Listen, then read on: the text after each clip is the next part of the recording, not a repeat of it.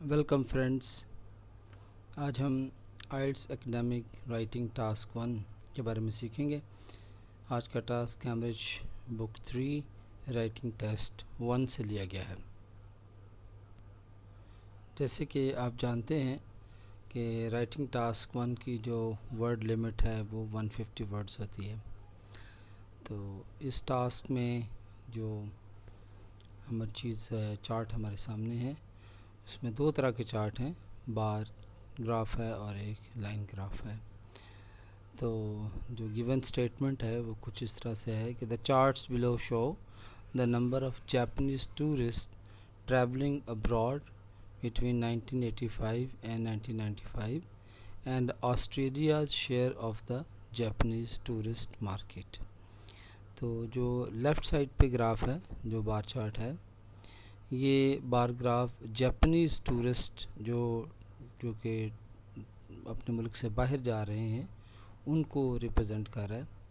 और यहाँ पे हम देख सकते हैं कि जो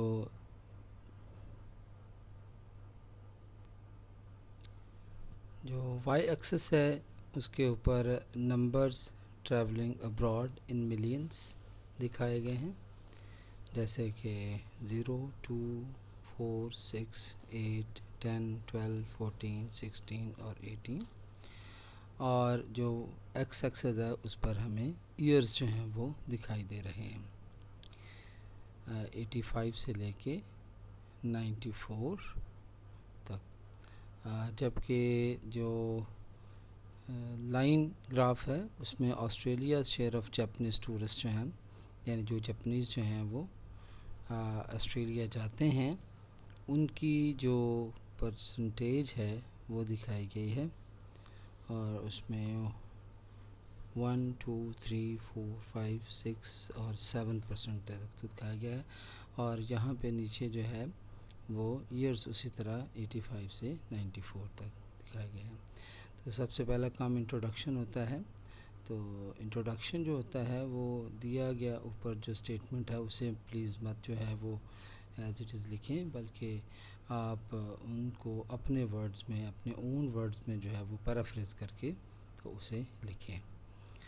तो हमारे पास जो हमने पैराफ्रेज को किया है वो कुछ इस तरह से है कि the bar chart outlines how many Japanese traveled overseas between 1985 and 1995, while the line graph delineates the percentages of these tourists who visited Australia in particular between 1985 and 1994।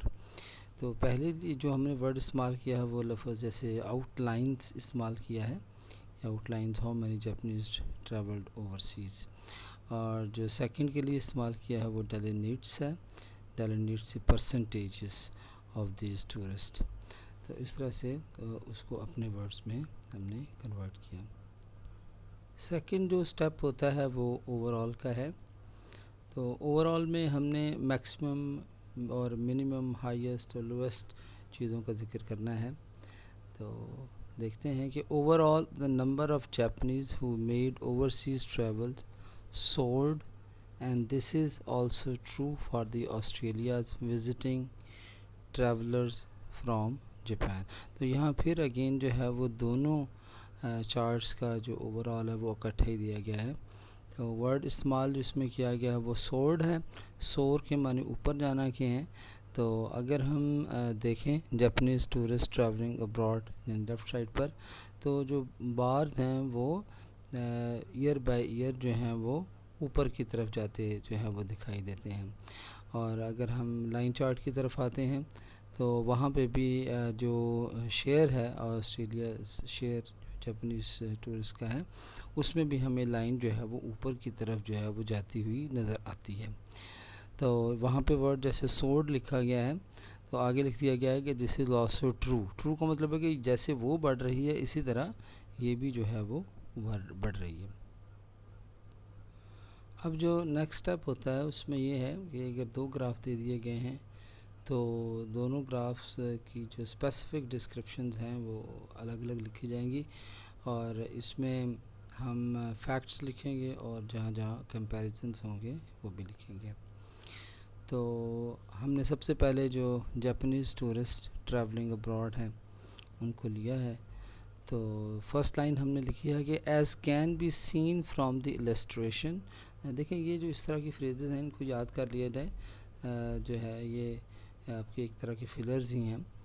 As can be seen from the illustration around 5 million Japanese citizens traveled different countries in 1985, which kept on increasing each year except in 1991. तो अब ये बता रहा है कि 5 million Japanese जो हैं वो टूरिस्ट जो हैं वो उन्होंने ट्रैवल किया है डिफरेंट कंट्रीज़ में 1985 में। तो यहाँ पे चूँकि जो बार है वो अगर हम 85 वाली बार को देखें जो कि सबसे पहली वाली बार है, तो वो 4 और 6 के बिल्कुल मिड में है। तो ऑलमोस्ट 5 मिलियन से इसने जो है वो स्टार्ट लिया है। तो आप आगे अगले सालों में 86 87 में ये बढ़ती जा रही है, kept on increasing each year. तो अब ये आखिर तक 95 तक बढ़ती गई है, एक्सेप्ट इन 1991। यानी 1991 में आप देखें तो वो वाला जो बार है वो हमें पीछे आने वाले बार जैसे इंक्रीज़ कर रहे थे उसमें वो इंक्रीज़ नहीं कर रहा, बल्कि वहाँ वो डिक्रीज़ कर रहा है। अब जो नेक्स्ट लाइन है वो लिखी गई है, from approximately 7 million tourist in 1987 it went as high as 12 million in just 6 years। तो यहाँ पे भी देखें कि just approximately 7 मिलियन टूरिस्ट 19, अब 85 के बाद 87 को लिया गया है, तो 87 में अप्रॉक्सीमेटली जो है वो 7 मिलियन बनते हैं। तो 7 मिलियन टूरिस्ट जो हैं तो इनकी हाईएस्ट जो फिगर है वो 12 तक जो है वो जाती है अगले 6 इयर्स के अंदर।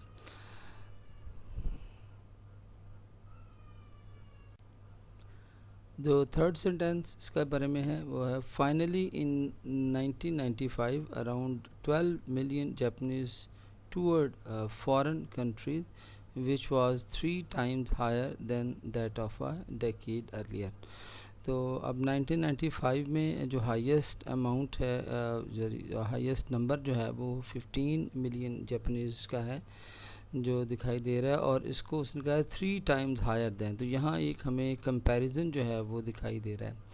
तो मैं रिवाइंड करवा दूँ आपको कि हमने जो है वो ज़रूरी नहीं कि हर साल को लिखना है, जो मेन फीचर्स होते हैं उनको लिखना है। दो बड़ी बातें ज़हन में होनी चाहिए कि फैक्ट्स हमने लिखने हैं मेजर करके, और जो कंपैरिजन्स हैं वो हमने लिखने हैं। तो लास्ट जो सेंटेंस यहाँ पे नज़र आ रहा है वो एक तरह का कंपैरिजन है जिसके अंदर उसको 3 टाइम्स हायर जो है उसने कहा है, क्योंकि अगर स्टार्टिंग पॉइंट 85 को ले लिया जाए तो वो 5 मिलियन उसने कहा था, और जो एंडिंग पॉइंट है वो जाकर 1995 में वो जो है वो 15 मिलियन है। तो उस हिसाब से वो 3 टाइम्स हायर बनता है। तो जो 85 से लेके 95 है ये 10 साल बनते हैं, जिसको उसने डेकेड जो है वो कहा है। जो सेकंड लाइन ग्राफ है इसकी जो फर्स्ट लाइन हमने लिखी है, the line graph shows that 2% Japanese tourist reach Australia in 1985 and with a steady increase this figure went as high as रफली 5% इन 1988। तो स्टार्टिंग पॉइंट इसका 85 में 2% है, जो शेयर है ऑस्ट्रेलिया के अंदर जापानीज़ टूरिस्ट का वो 2% है। तो विद द स्टडी इंक्रीज़, तो ये बढ़ता जाता है आहिस्ता आहिस्ता स्टडीली, और जाता है 5% इन 1988 तक जो है वो चला जाता है। तो लाइन के अंदर जो है वो ज़रूरी नहीं है कि आप हर एक साल के बारे में बताएं। हाँ, आपने उसके जो ट्रेंड्स हैं वो, जैसे कि आप देखें 85 से लेके 88 तक जो है वो एक ट्रेंड बनता है, इंक्रीज़ है। फिर 88 से लेके 89 जो है वो डिक्रीज़ हो गया है। फिर 89 से लेके आगे 1990 3 तक जो है ये फिर इंक्रीज़ है। तो इस तरह से जो मेजर ट्रेंड्स होते हैं उन मेजर ट्रेंड्स को ही डिस्क्राइब किया जाता है। तो हमारी फर्स्ट लाइन जो है वो पहले ट्रेंड को डिस्क्राइब कर रही है, जिसके अंदर वो स्टडी इंक्रीज़ जो है वो 5% तक जो है वो दिखाया गया है। The next year the ratio slightly dipped but went higher each year in the subsequent years. यानी मतलब एक ही साल है 88 से 89 जिसके अंदर वो डिप हुआ है, यानी डिक्लाइन हुआ है, नीचे गया है। उसके बाद फिर से वो जो है वो ईच ईयर जो है वो हायर होते होते, सब्सक्वेंट का मतलब है बाद वाले साल, तो 89 के बाद वाले सालों के अंदर वो फिर जो है वो आगे इंक्रीज़ होता गया। और लास्ट जो इसकी लाइन है, Australia received more than 6% Japanese travellers in 1993, the highest which stood at exactly 6% इन 1994। तो अब उसका जो हाईएस्ट फिगर है वो जाता है 6% तक। अब वो बता रहा है कि जी कि 6% जो जापानीज़ ट्रैवलर्स हैं 1993 में, वो हाईएस्ट फिगर है। चूँकि इससे पहले भी जो फिगर है परसेंटेज का वो कम दिखाई दे रहा है, और उसके बाद फिर एक डिक्लाइन जो है वो 1993 के बाद वो हमें दिखाई दे रहा है। तो इसका मतलब है कि वो हाईएस्ट जो इसका है वो 6% है 1994 में। तो वो 1994 को भी 1993 की कैटेगरी में ले रहा है, क्योंकि उस कैटेगरी के अंदर जो है वो उसे एक ही जो है वो अमाउंट जो 6% नज़र आ रही है, वो जो है वो हाईएस्ट जो है वो दिखाई दे रही है। तो अगर आपको ये मेरी वीडियो पसंद आई है तो सब्सक्राइब ज़रूर कीजिएगा।